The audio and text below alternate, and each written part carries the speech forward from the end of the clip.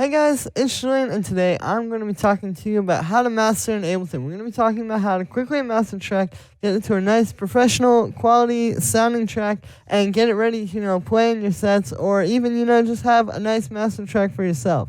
Now, to go along with this video, I've just dropped a new mastering rack for Ableton, actually. You can get this on my Bandcamp. Link is in the description. It's only $5. And what you get with that is the definitive mastering rack. You can see, here it is down here. It's got controls. I've got the sharpness, boom, glue plus fat, balance, remove mud, lo-fi, turn up and break, and then a push, just to really give it, everything you need to master a track and get it sounding really good. And what we're going to be talking about in this video are kind of some basics of the more complex stuff that's going on in this track. So yeah, link for that is in the description. I'll give you a quick before versus after. Here's the track I'm working on with my brother. Here's what it sounds like before. And then with the rack.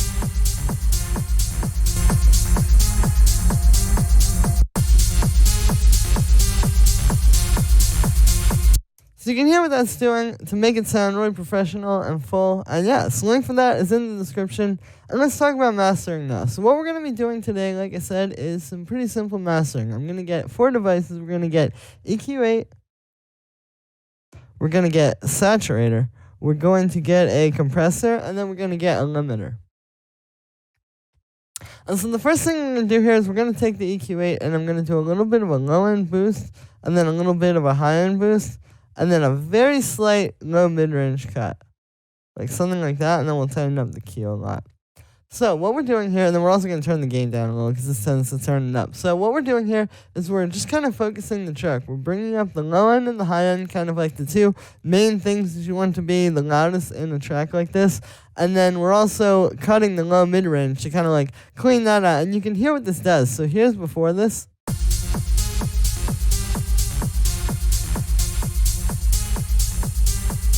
And then with it, so you can hear it. And sometimes you have to kind of tweak that low mid-range cut.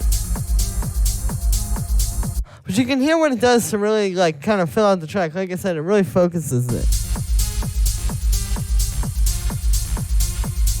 And also the track that we're working with, what you want to use for your sort of pre-master or your mix down before you do any of this mastering is a track that's hitting around -5 or -6 or so. People say between -4 to -6 dBs when it's, everything is playing on the master. And yeah, that's what you want to be hitting kind of going into all of this stuff. So this is all provided that you have something set up like that. From there, after the EQ, we're going to get a saturator. And with this, I'm going to do a little bit of a drive boost. This is just kind of gluing the whole track together. If I turn the output down and turn the drive way up, hear how... So obviously that sounds crazy, but what's happening is it's all becoming one thing, right? It's all being glued into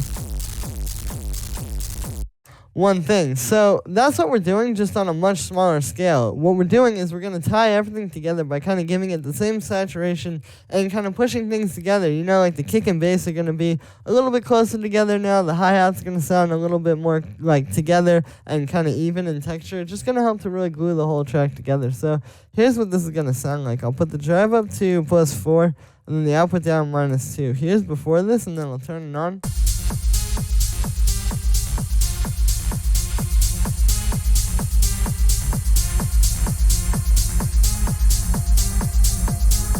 So there we go, and you can hear how this really ties everything together, like I said, and just gives it that extra kind of fullness and glue that you want in the track. From there, we're going to get a compressor. I'm going to turn off the makeup gain, and then I'm going to turn the threshold down, only until about here. We don't want a whole lot, we just want it to be compressing the peaks. The thing with compression on the master is yeah, if you just turn it all the way down like this, yeah, that sounds way too compressed. That's not going to sound very professional. But if you take this, and you already have a really good track going into it that just needs a little bit of a balance to kind of balance out everything that's going into this, then you can just take that, bring it down a little.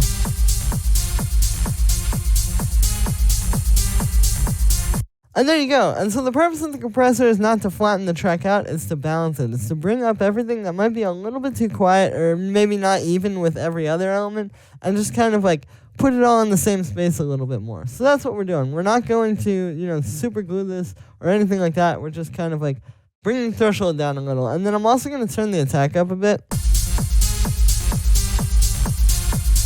The attack on the compressor, I learned this from Julian Gray. Shout out to you, Julian. Hey, dude. But anyway, like I said, what this does is it kind of turns up when the compression is going to kick in. So you can kind of think of it like this. Like if I pull up a sample here, like I'll just grab one of my kicks. So see how when I put it into the simpler like this, once the simpler loads, see how we can kind of fade in with this fade in here? And see that like response, how it kind of like goes up in volume? It's the exact same thing except with the compression. This is really useful, especially with dance music, because we have like a kick and hi-hats and even the lead, which have very sharp transients to them, right? Like that kind of like right at the start of the sound. And you need that for punch and to really get a professional sound. So what you can do with this is essentially knock it out of the way of the transients. So the transients aren't even being compressed. You're just compressing like the body of the sound, like the rumble and the kick, for example, with this track. Or maybe if you had a tech house track, because this could be any style, you know, that would be like the bass line coming up a little bit more. But the kick is still intact, and everything with like the hi-hats and stuff like that is still going to sound pretty clean. So it essentially allows you to get a very transparent compression where you're just not hearing like what it's doing so much. Cool, and then from there, the last thing to do is actually just to take the limiter and boost the volume. So what we're going to do is I'm going to turn this up +2, and see how now we're hitting right at 0? That's good. That's the purpose of this. So with the limiter, we're not using it to limit. If you look at this, you can see it's not clipping at all before the limiter. What we're actually doing is we're just using it to boost it and then keep it from clipping once we boost it. And this is going to give us a really fat and full sounding track. And also it's going to get it up to 0 dB, so it's got the right standard of volume. So usually what I'll do is I'll get it up to 0 dB like this and then push it a little. Because if you put this up against a professional track, like honestly you could pause the video and listen to that snippet with a professional track. It's not really going to be loud enough, so what you have to do is give it a little bit of a push. And I've just noticed this through using reference tracks for mastering, because I find like when I just get this up to 0, it's not as loud as the reference track. So yeah, you got to push it. So we're going to, like about that is good. I know some people are probably watching this video cringing like so hard. But there we go. Now it's really hitting the way it would on a professional label, you know, with like a really, really professional master. Just with some simple Ableton devices. So that is pretty much it for this one, guys. Yeah, you can see.